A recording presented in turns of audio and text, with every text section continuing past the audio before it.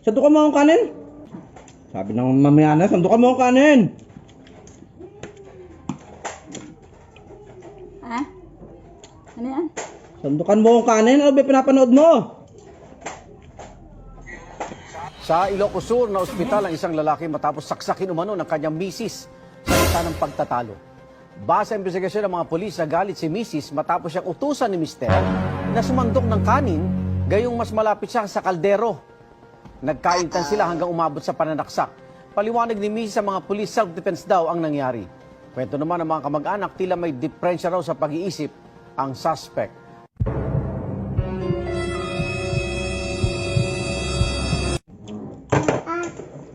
Akin na pinggan mo.